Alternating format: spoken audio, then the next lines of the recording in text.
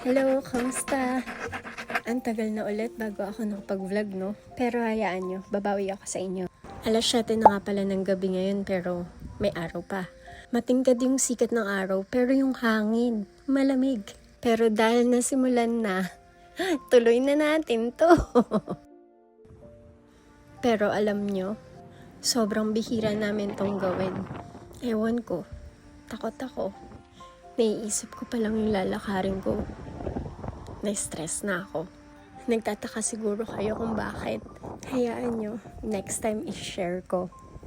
Pero sa ngayon, chill muna tayo. Relax. Enjoy the view.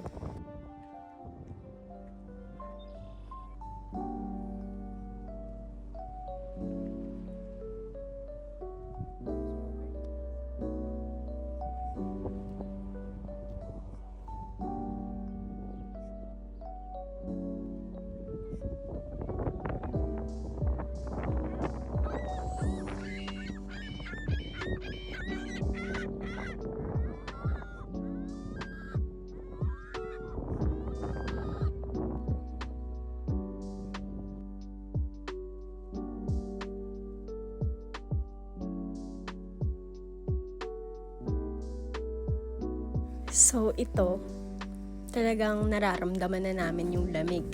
So time na para umuwi. Dito sa bandang kanan, may madadaanan tayong gasoline station na may 7-Eleven. May nakapagsabi kasi sa amin na masarap daw yung chicken dito. So itatry natin. Alam ko pati yung pizza dito masarap eh. Pero di ako mahilig sa pizza. Halos paubos na yung mga tinda pero buti may naabutan pa tayong mga chicken. So, siya na yung pina-order ko kasi nahihiya ako. Pero buti na lang yung mga empleyado pala dito, mga Pilipino. So, yan. Pinili niya na yung mga malalaki. Pero alam naman natin na puro breading lang yun. Yung order pala namin is may kasamang 10 pieces na fried potatoes. Para lang siyang malalaking french fries na same lang sila ng breading ng chicken. Kung di ako nagkakamali, ang presyo nito is nasa 13.40 plus.